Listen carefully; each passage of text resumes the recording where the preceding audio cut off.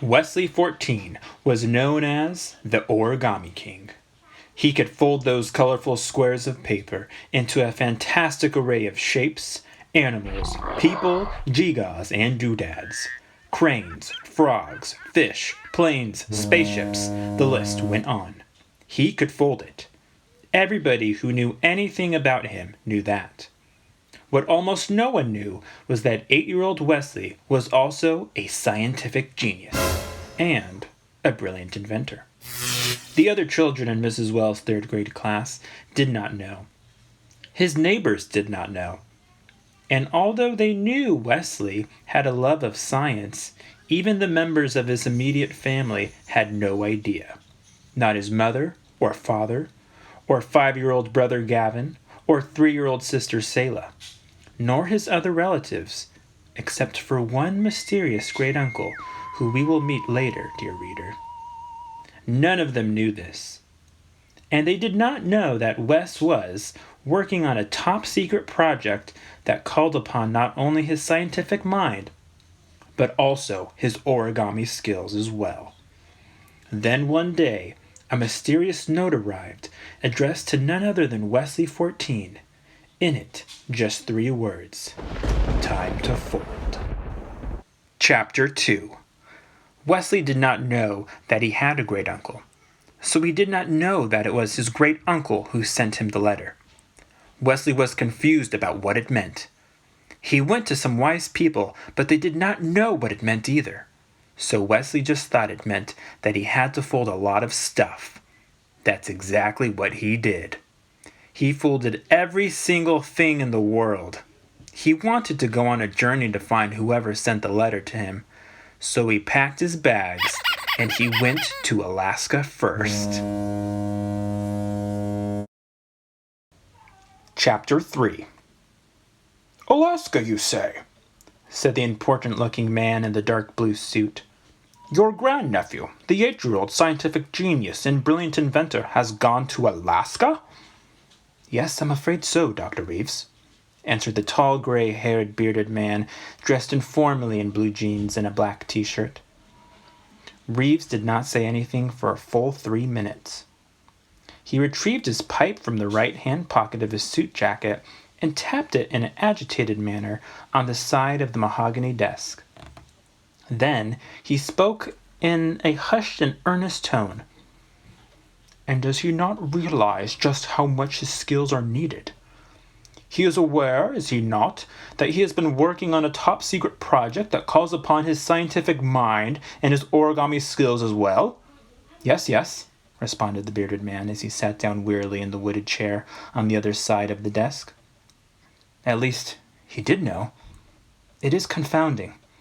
And what is more confounding and worrisome is that when I checked in with his father, my nephew Brian, he then told me that Wesley had taken off for Alaska. With his and his Wesley's mother's blessings, no less. And I take it you did send young Wesley the note as agreed upon? Of course I did. Time to fold. He should have known what that meant. Well, sighed Dr. Reeves, what do we do now? Find him, of course.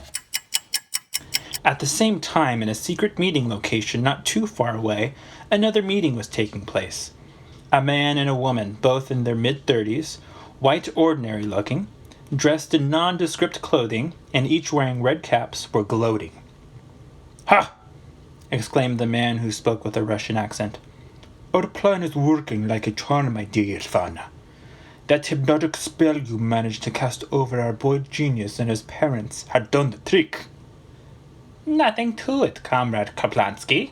Our fearless leader told us that we must stop the boy from folding in a way that would not attract suspicion, or at least not bring harm to the lad traceable to us. And the beautiful part, my dear Vladimir, was when the boy actually came to us believing what I told him to believe, that we were wise people. Ah, but we are wise, my tantalizing trickster. Wise in the ways of, what is the word? Ah, yes, skullduggery. And now, thanks to us, the little fool is chasing after a chimera rather than incorporating nanomachines into his origami creations. Vladimir and Yatvana laughed an evil laugh, adjusted their red caps, and snuck out of the room. Chapter 4. Wesley said to a few people if they wanted his origamis he folded. They all didn't know what origami was, so Wesley took a plane to the South Pole to see if any of the penguins, polar bears, walruses, or seals wanted any. But they all said no, so he decided that he needed to get his giant submarine to go underwater to see if any of the sea animals wanted his origami. But as he was about to climb into the submarine, the spell the bad guys cast on Wesley and his parents finally went away.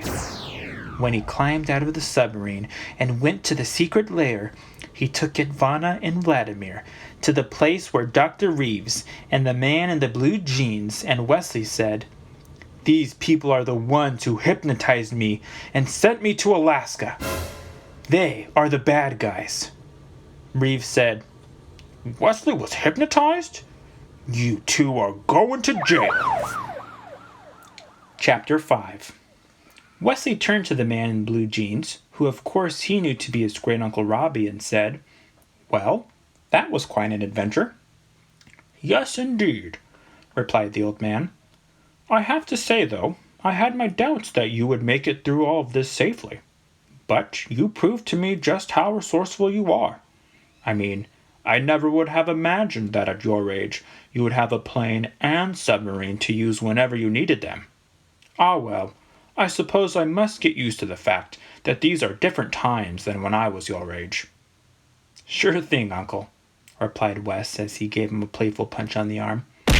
"Now what do you say we get down to work? Since that spell wore off, I remember what I need to do, and I need to do it right away.